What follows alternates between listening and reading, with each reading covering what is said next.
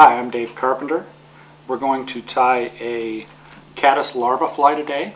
The materials we'll use are a curved scud hook. This is a size 12, but you can tie that from a size 10 to a size 14. We'll be using two different types of dubbing. We'll use a Antron in green for the main body of the fly. We'll put a black Angora head on it, and then we'll overwrap with some copper wire. So let's get started. Start by laying down a base of thread about halfway.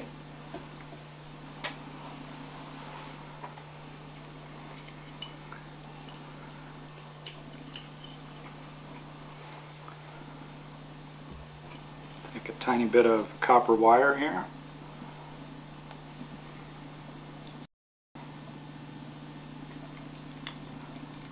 Take this clear back around the bend of the hook. What we're trying to imitate here is a caddis larva. This one in particular would be the green rockworm, which develops into the Mackenzie caddis, which has kind of a greenish hue to it.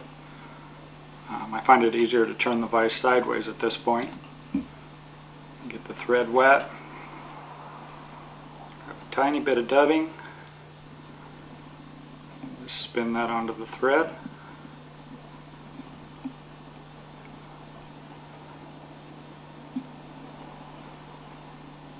Get it fairly tight.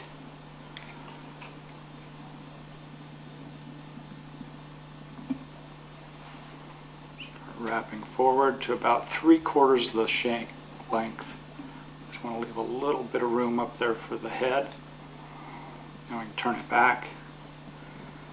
Overwrap with our copper wire, making body segments, plus it adds a little bit of weight to the fly.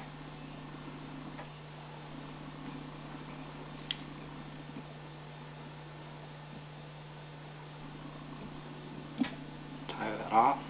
This is a very simple fly, but very effective. Again, bugs live most of their life underwater. Their adult stage is usually fairly short-lived, can be a few days or a few weeks at the most, but eggs can become larvae or pupa. They live in the water for quite some time. Caddis, generally it's a 1-year total life cycle. Stoneflies here on the St. Am, there's the giant salmon fly, which can live in its nymph stage for up to 3 years before it hatches to an adult. So the bugs are underwater a lot, so that's what fish eat. Probably 70% of the time. So we use a little bit of black dubbing here just to make a head. We want this to be a little bushy or spiky. Help imitate some legs. And then we'll just put a little black head on it.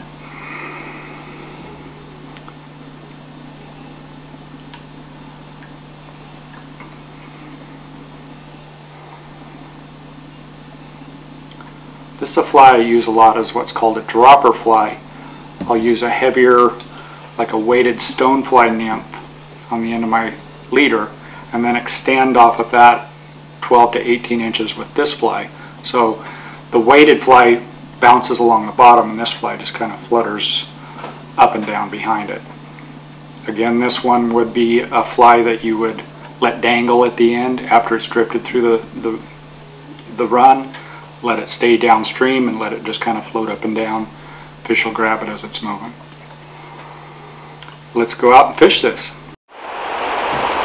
Hi, I'm Dave Carpenter with Riverwood Flies and Oregon Outdoor Excursions. We're here on the North St. Am River doing a little trout fishing. The fly we're going to use right now is commonly called the green rockworm. It's a small caddis larva imitation.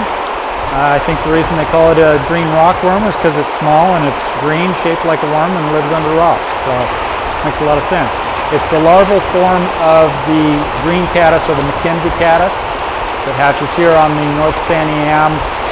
The adult hatch occurs usually in early spring, but these larvae are in the system year-round at different stages and different sizes of their life cycle.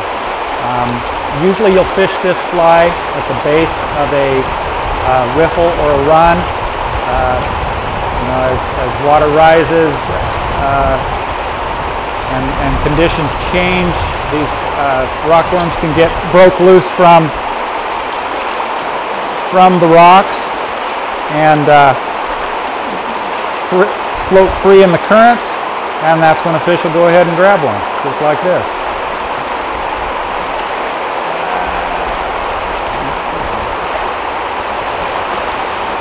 Here's a small steelhead smolt that's extremely active.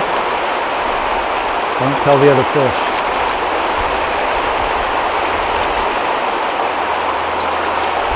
As you can see, this is a fairly popular fly. Even works well here in the deeper water. I'm fishing with a 9-foot 5-weight fly rod, Orvis Helios. I'm running about 9 foot of leader, and then an extra foot or two with that dropper fly, the green rockworm.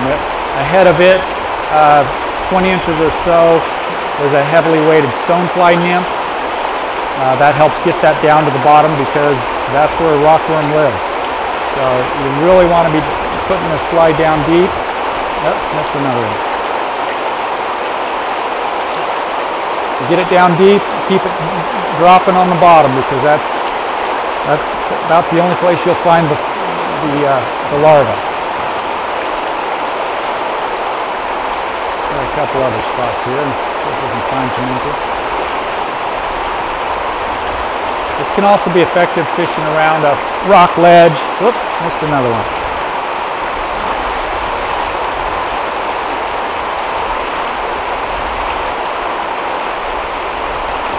This bug will be found throughout the river in a variety of locations, but generally around rocks, gravel.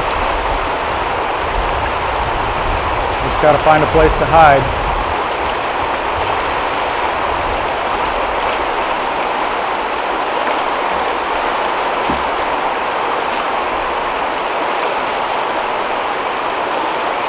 I'll just run it down through these boulders. Make sure it gets down low. You really want to fish this on a drag-free drift. You want it just tumbling along naturally as if it just got broke loose from the rock it was hanging on to. This is a fly you'll lose a lot of because you are fishing it low and slow. If you aren't losing them, then you're not fishing in the right spot.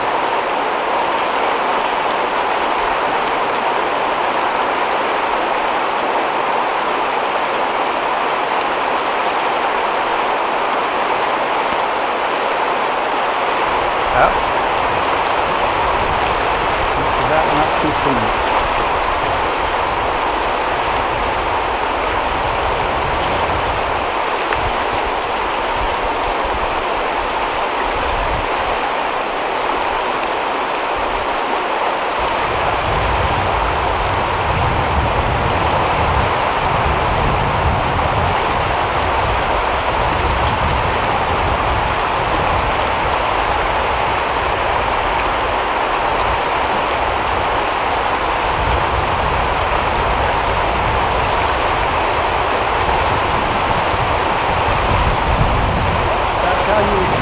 A green rockworm or a caddis larva.